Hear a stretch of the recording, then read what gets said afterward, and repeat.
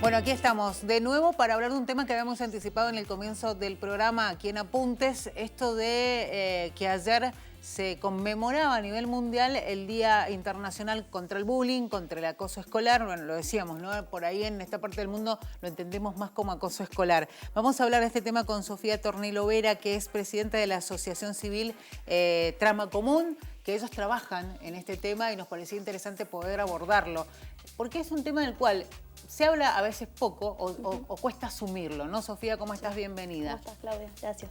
Sí, nos parece, bueno, desde Trama Común, que es una asociación que hemos creado en este año, a partir de entender que hay una demanda muy concreta. Me parece que hablar de acoso escolar está enmarcado en algo más grande y que viene siendo un tema muy rimbombante, que es hablar de salud mental, y de salud mental sobre todo en jóvenes y adolescentes, y que además se cruza con otra cosa súper importante, una problemática muy importante a nivel mundial y que nuestro país no está ajeno, que es la violencia. Entonces, bueno, ahí nos encontramos con dos grandes problemáticas muy difíciles de abordar y que la pospandemia ha dejado sobre la mesa al desnudo, digamos, y bueno, que estamos intentando ver de qué manera buscar algunas herramientas y estrategias para darle una mano a los más jóvenes, sobre todo, que están bastante abandonados en este contexto. Me interesa eso que haces referencia, eso de que están abandonados, porque, bueno, el día de ayer sirve para reflexionar, es el día en que tocamos mucho el tema, pero después, ¿qué? Porque, digo, se habla mucho de tomar conciencia, de que los papás también tenemos que asumir nuestros roles, de los adultos, como adultos, de cómo influimos en los más chicos, cómo podemos ayudarlos, pero a veces da la sensación que queda nada más ahí. En ese día y que poco se hace. ¿Cuál es el panorama que ven ustedes en Mendoza?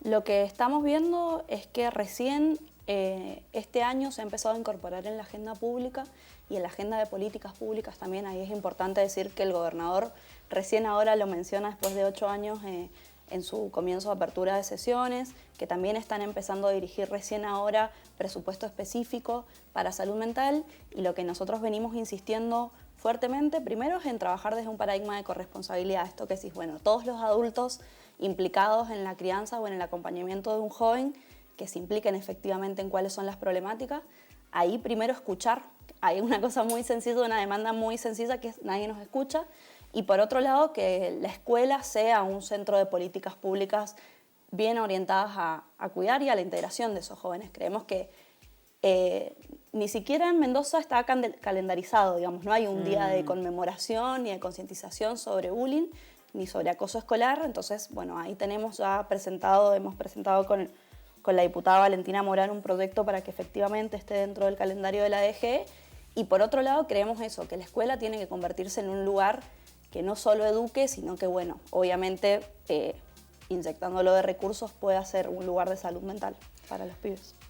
Hay distintas señales que tenemos, ¿no? Esto que hablábamos de involucrarnos nosotros los adultos, y vos decías esto de escuchar. El tema es que cuando nosotros tenemos un caso de víctima de acoso o que de pronto sabemos que nuestro hijo o nuestra hija acosa a alguien, ¿no? Porque también hay que ser conscientes de que puede ser la víctima o el victimario, ¿no? Me parece que en eso también tenemos que asumir responsabilidades. ¿Qué se puede hacer? Digo, nosotros también tenemos que como adultos ser responsables y tener una iniciativa hacia esa situación. Bueno, hay experiencias que hablan de la mediación, creemos que eso es súper importante y que también es muy importante poder sacarlo de un marco de individualidad entre dos, digamos, que deje de estar en un marco de binomio entre uno que genera violencia y otro que recibe esa violencia, sino que grupalmente pueda trabajarse. Nosotros ahí estamos trabajando en un dispositivo de escucha activa en lo que intentamos es buscar similitudes y buscar cuáles son esas dificultades comunes que estamos teniendo y que los chicos también puedan entender que lo que nos pasa no nos pasa solo a nosotros, sino que pasa de manera grupal. Y lo mismo en las casas, digamos. Muchas veces los conflictos no se hablan y creemos que hay que trabajar y que los adultos tenemos que trabajar ahí en cómo mediamos. Pero bueno, hay un gran problema que es que no escuchamos. Entonces es muy difícil generar espacios de mediación.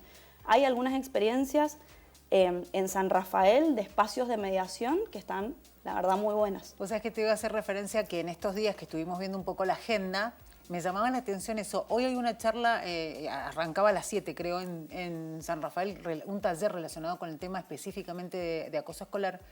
Y el lunes van a hacer una jornada durante toda la mañana con especialistas hablando del tema suicidio, que son temas que están ligados al tema salud mental y que por ahí no creo que no los terminamos separando y en realidad es como decías vos, terminan estados todos conectados, ¿no? Sí, creo que entra en agenda pública, lamentablemente, porque las estadísticas nos dicen que en Mendoza se suicida una persona por día. Entonces, eso nos habla de que... Eso es alarmante. Es alarmante, súper alarmante, muy triste.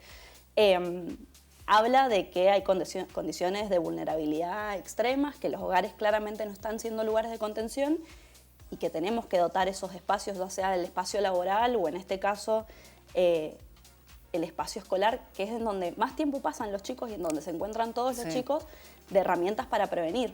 Ahí creemos que hay que capacitar a los funcionarios, que obviamente hay que mejorar las situaciones de los docentes y que hay que convertir esos espacios en espacios de salud mental para trabajar prevención del suicidio, para detectar cuáles son las barreras y los primeros indicadores que nos dicen que un chico puede tener ideación suicida, pero también para identificar otras cosas que parecen menores pero que no lo son, como es la ansiedad, como es la depresión, y que si no lo prevenimos ahora, a largo plazo incluso puede traer problemas físicos. Tal cual. Entonces insistimos ahí en que si esto se previene ahora, a los 60, 70 años vamos a tener un sistema de salud más aliviado también. Sofía, empezamos hablando de acoso escolar y terminamos hablando de todo, que me parece que es interesante. Yo desde ya te invito para que vengas en otro momento a seguir hablando de este tema porque, me parece que es en algo en que nos tenemos que meter. En los medios durante mucho tiempo fue como mala palabra hablar de ciertas cosas, ¿no? Cuando en realidad te dicen hay que hablarlo porque es la manera de afrontarlo. Vos decías que post-pandemia es como que la pandemia nos dejó un montón de cosas. El aislamiento provocó que aquellos que tal vez tenían una tendencia a la depresión se acentuara. Se vio mucho en los jóvenes cómo perjudicó la pandemia. ¿Qué lectura hacen ustedes después, ¿no?, de esta situación? Porque no es solamente la pandemia, hoy las redes, hay un montón de factores que influyen en la salud mental de los chicos. Qué amplio el espectro para empezar a trabajar, ¿no? Totalmente. Bueno, nosotras trabajamos con dispositivos de salud mental, como te decía, en los barrios. Sí. Así que ahí nos encontramos con chicos de entre 8 hasta 18 años con complejidades diversas, empezando por claramente un deterioro social importante. Creemos que ahí hay algo a trabajar, que es el acceso a derechos. Creemos que no hay salud mental sin acceso a derechos básicos, pero también nos encontramos con adicción de redes sociales, con un grave problema que estamos teniendo, que es la adicción a juegos en línea, con problemas. De hecho, la semana pasada hubo una noticia de un chico también de San Rafael que intentó suicidarse después de gastarse todos los ahorros de su mamá. Sí. Ahí se está trabajando en algunas reglamentaciones y lo estamos pidiendo nosotros en Mendoza, que es intentar que el chico no pueda acceder a esas plataformas de la misma forma que no puede acceder a los casinos físicos. Tampoco que acceda a través del teléfono. Claro, ¿no? Lo que estamos pidiendo particularmente es que a la hora de loguearse tenga que tener algunas barreras para no poder acceder, porque termina pasando esto, se gastan los ahorros de sus padres, se gastan toda su merienda en apostar y bueno, terminamos teniendo niños hasta de 10 años con ludopatía, digamos. Es terrible. Es muy terrible y toda esa angustia y la culpa que genera después esas situaciones.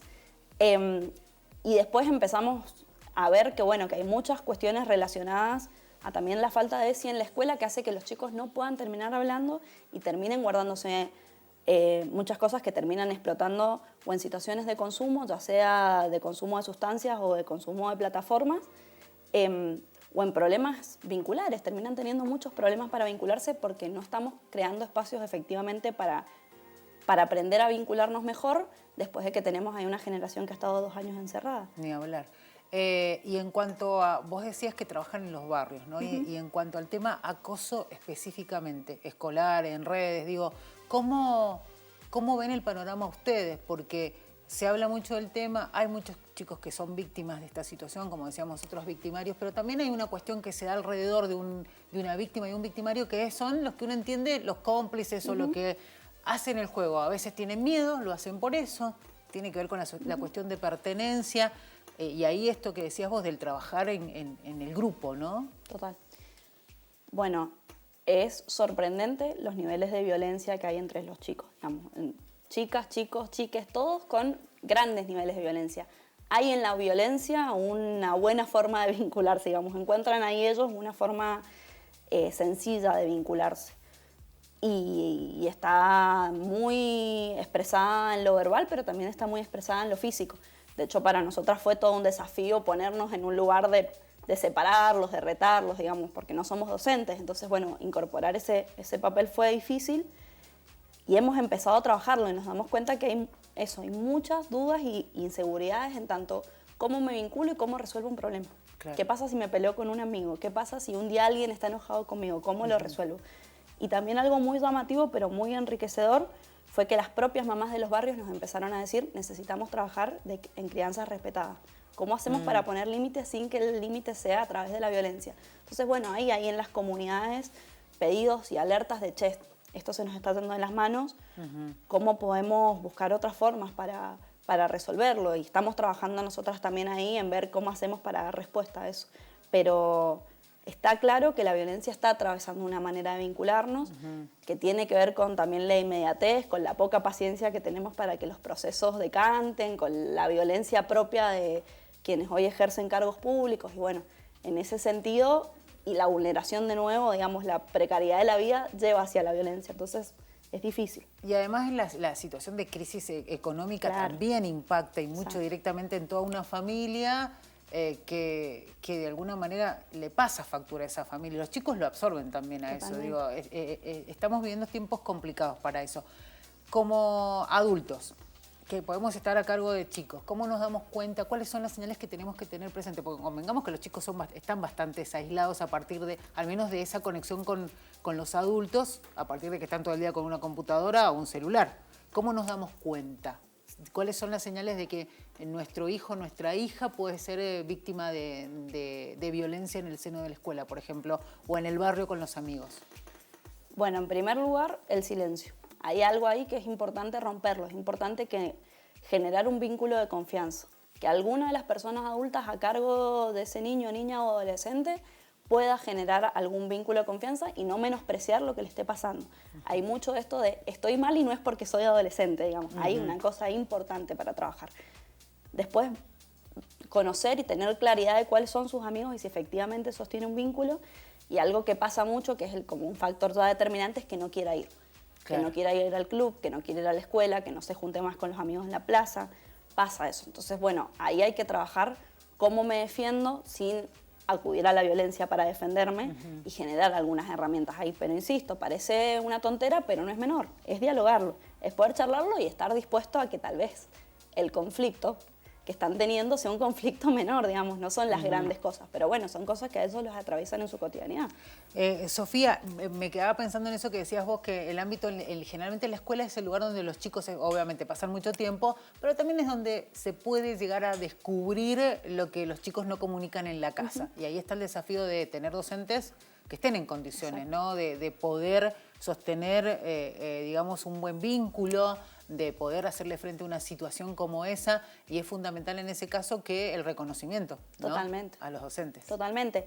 Yo no creo que haya ningún docente que no quiera prevenir una situación de vulnerabilidad de alguno de sus estudiantes, pero bueno, es necesario que estén en mejores condiciones salariales. El gobernador el miércoles decía que están haciendo aportes de la provincia para mejorar el recurso humano. Bueno, buenísimo, porque realmente entre el primer nivel de atención de salud y la escuela tenemos muchísimo para trabajar en prevención de salud y en prevención de la vulneración de otros derechos.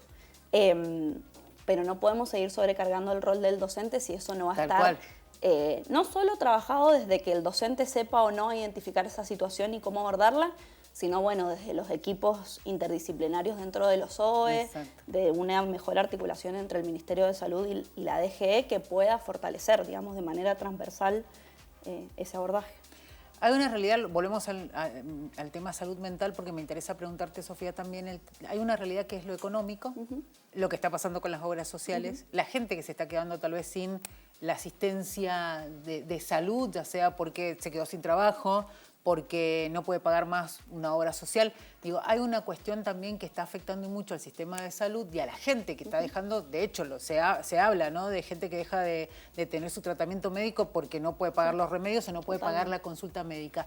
Y ahí quería apuntar porque la consulta de los psicólogos, de los psiquiatras, tiene un costo bastante elevado, ¿no? Y va aumentando. Digo, ¿cómo ¿cómo es el panorama hoy? Porque es una realidad que uno entiende va a lo público. Y si lo público no te responde en un caso tan importante como, sin desmerecerle el resto, ¿no? Pero la salud mental. Bueno, ahí desde la salud mental comunitaria insistimos hace muchos años en algunas cosas importantes. Primero, en que se aplique correctamente la Ley Nacional de Salud Mental. Hoy puesta en duda por el gobierno de Milei, digamos, estaba dentro de la original ley de bases. Creemos que ahí es importantísimo fortalecer el primer nivel de atención, es decir, que la consulta no llegue a un hospital, sino que pueda llegar a las salitas y a los centros de salud de los barrios, y eso implica que haya dotación de profesionales. Claro. Hoy, la semana pasada, el doctor Vilapriño hizo su presentación de este proyecto que te decía recién para asignarle presupuesto específico a salud mental, y contaba que no hay más de 10 psiquiatras para atender en todos esos centros de salud. Hay un problema ahí, que es que claramente los profesionales están eligiendo el sector privado, incluso irse del país, porque no están siendo bien remunerados. Y en ese sentido están intentando ver de qué manera cubren con otro profesional esa vacancia. Creemos que hay que fortalecer los espacios dentro de los centros de salud, que hay que fortalecer las guardias en los hospitales generales, y creemos también que tienen que empezar a existir espacios de medio camino. Claro. Hay un gran problema, que es el abandono de los usuarios. Hay muchas personas internadas que son abandonadas porque no tienen un círculo que pueda sostener eso. Bueno, entonces hay que ver ahí cómo desde el Estado se generan esas redes y que los profesionales puedan estar en condiciones para que eso suceda. No es menor, es un trabajo muy arduo. Bueno, muy interesante la charla, Sofía, con vos. Bueno, ¿cómo podemos tomar contacto? Digo, si hay alguien de ahí del otro lado y quiere tomar contacto con Trama Común, ¿cómo pueden hacer para ubicarlos a ustedes? Bueno, les dejo, estamos creciendo, así que todavía no tenemos redes del lugar, pero les dejo un teléfono que es 2613-420901, y también mis redes sociales, que es Tornelo Vera. Bien. Por ahí nos pueden contactar y ya después estaremos por ahí comunicando cuáles son nuestras redes oficiales. Muchísimas gracias por este ratito. Bueno, así hablábamos con Sofía Tornelo Vera, presidenta de la Asociación Civil Trama Común. Vamos a ir ya cerrando el programa. Les agradecemos a ustedes que hayan estado ahí del otro lado. Vamos a hablar de nuevo con Sofía, muy interesante la charla con ella. Y además porque es un tema en general, el tema de la salud mental, del cual nos tenemos que ocupar. Les deseamos que tengan un excelente fin de semana. Será hasta la semana que viene. Esto ha sido Apuntes. Será hasta la próxima.